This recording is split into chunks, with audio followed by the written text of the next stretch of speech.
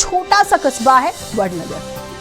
17 सितंबर 1950 को एक बच्चे का जन्म होता है। बच्चा बचपन से बहुत बहादुर, निडर और मेहनती।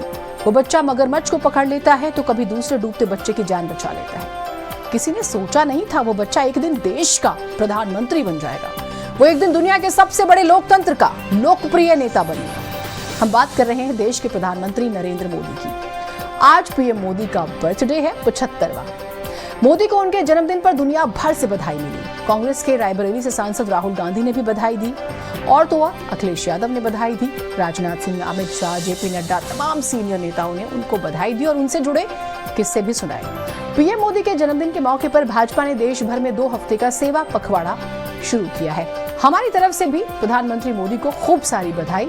हमेशा स्वस्थ रहें।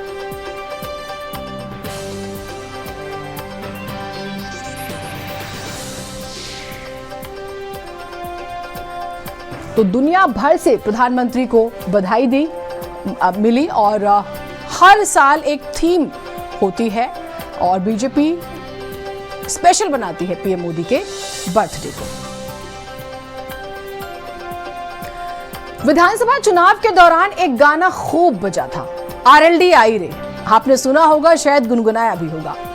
अब समझिए, बीजेपी और आरएलडी जो है वो साथ साथ है, लेकिन एक कार्यक्रम में आरएलडी आई रे गाना बजा तो बीजेपी नेताओं ने उस गाने को बंद करवा दिया। न सिर्फ बंद करवाया बल्कि उस सिंगर को स्टेज से नीचे उतार दिया। यह अपमान था, जाहिर सी बात है, आप अपने गठबंधन के साथी को अपमानित कर रहे हैं। इसके बाद जयंत चौधरी खुद हाथरस पहुंचे जहां अपमान हुआ था। सिंगर एंडी जाट को मंच पर बुलाया, कई बार आरएलडी आई रे गाना बजवाया और बता दिया कि आरएलडी और जाट समाज का अपमान अब तो बर्दाश्त नहीं होगा। बीजेपी के कुछ नेता इस बात को समझ लें। आरएलडी आई रे, आरएलडी आई रे, आरएलडी।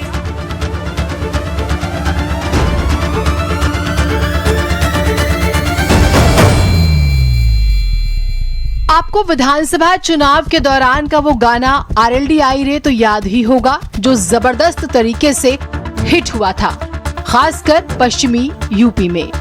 लेकिन ये गाना आजकल बीजेपी के नेताओं को पसंद नहीं आ रहा। इन दिनों लगता है बीजेपी और आरएलडी में सब कुछ ठीक नहीं चल रहा। पहले बीजेपी के मंत्री आरएलडी को पनौती कहते हैं, अब आरएलडी आई रे गाने को बजने से रोक देते हैं। पूरे विवाद को आपको बारीकी से बताते हैं। हुआ ये कि हाथरस में श्री दाऊजी महाराज मेला चल रहा है, जहाँ 14 सितम्बर को हरियाणवी सिंगर एंडी जाट ने मंच से आरएलडी आई रे गाना गा दिया।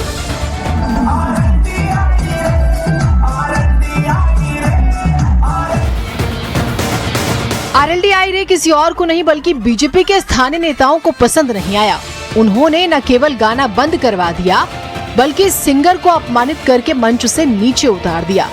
मामला तब और गर्मा गया जब इसका वीडियो सोशल मीडिया पर वायरल हो गया। इसके बाद आरएलडी के नेताओं ने इस पर अपनी कड़ी आपत्ति जताई और हुआ ये कि सिंगर एंडी जाट को फिर से प्रस्तुति देने के लिए आमंत्रित किया गया। और तो और इस कार्यक्रम में आरएलडी के अध्यक्ष जयंत चौधरी ने जाट समाज के सम्मान में शिरकत की।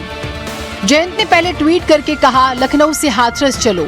फिर वो कार्यक्रम में पहुंचे और एंडी जाट से आरएलडी आई रे कई बार गवाया।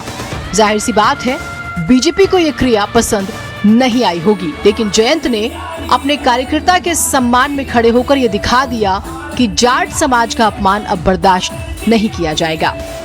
तो मानकर चलिए आरएलडी अब किसी कीमत पर बीजेपी के कुछ नेताओं की मनमानी को बर्दाश्त करने के मूड में नहीं है।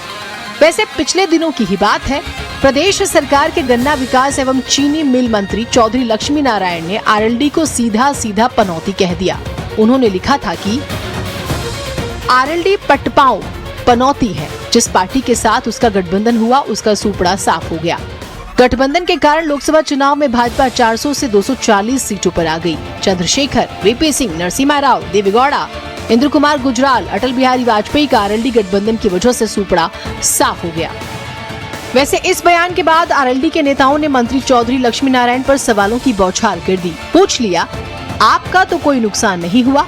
दूसरी तरफ मंत्री लक्ष्मी नारायण के बयान का प्रदेश अध्यक्ष भूपेंद्र चौधरी ने साफ कहकर विरोध कर दिया था कि ये बयान अपमानजनक है। पार्टी उनके बयान से इत्तेफाक नहीं रखती। लक्ष्मी नारायण ने भी काफी समझदार आदमी, पुराने नेता हैं, ऐसी बात उन्हें कहनी नहीं चाहिए थी। जैसी छोटी बात उन्होंने कही तो, और ये हम लोग कल हमारी पार्टी के दोनों एमपी और सारे विधायक हम माननीय मुख्यमंत्री जी से मिले थे।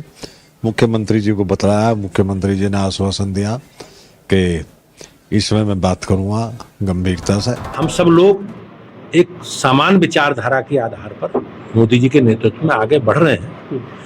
माननीय मंत्री जी का जहां तक बयान है, लक्ष्मी नारायण जी का, वो उनका निजी विषय है, पार्टी से उसका कोई मत नहीं है, पार्टी उससे सहमत नहीं है। विवादों का नाता तो बहुत पुराना है। थोड़े दिन पहले जयंत चौधरी का एक वीडियो तेजी से वायरल हुआ था, जिसमें उन्होंने कहा था कि उनके साथ कुछ बंदिशें हैं, हालात उन्हें सब पता है। ज्यादा मेरी बंदिश है, मैं नहीं कह सकता। मैं जो कुछ हूँ आपके लिए हूँ। सीधी दो टूक बात कह रहा हूँ। जब आप कह दोगे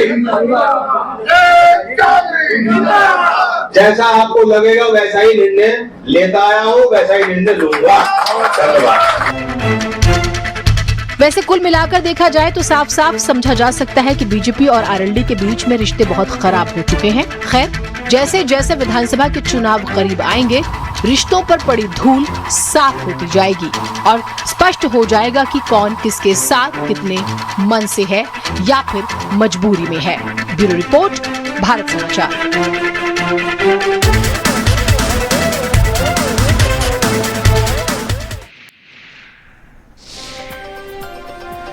क्या